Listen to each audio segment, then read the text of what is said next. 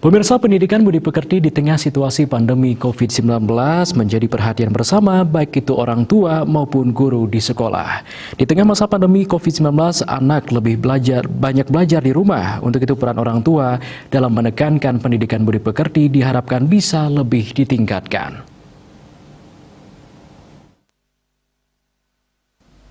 Masa pandemi COVID-19 tidak dapat dipungkiri menambah kuantitas dan kualitas waktu yang dihabiskan bersama keluarga.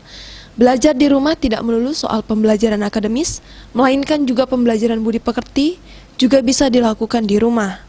Di situasi pandemi COVID saat ini, orang tua harus sadar bahwa membentuk karakter anak bukanlah hal yang mudah dan upaya dalam pembentukan karakter tidak hanya dapat dilakukan dengan pemberian peringatan yang lembut, karena terkadang beberapa anak didik harus diberi peringatan dengan keras yang memiliki efek jera atas kesalahan yang mereka lakukan. Akademisi Pendidikan Gusti Bagus Artanegara menyatakan, pendidikan budi pekerti maupun karakter adalah tanggung jawab bersama baik itu orang tua maupun guru di sekolah. Kita tentu menjadi tanggung jawab kita bersama di bidang pendidikan. Kita harus memberi perhatian pendidikan budi pekerti, apakah pendidikan karakter, itu tugas kita di sekolah. Kalau di rumah ya orang tua supaya memperhatikanlah juga anak-anaknya itu.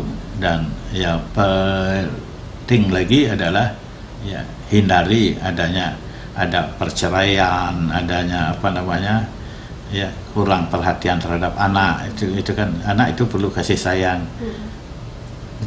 Dalam pendidikan karakter untuk ini daring ini tentu ini ya kita guru terutama ya harus arif dan bijaksana bagaimana menyiasati ini sehingga di samping pemberian pelajaran lewat daring ini juga ada diselipkan tentang pendidikan karakter.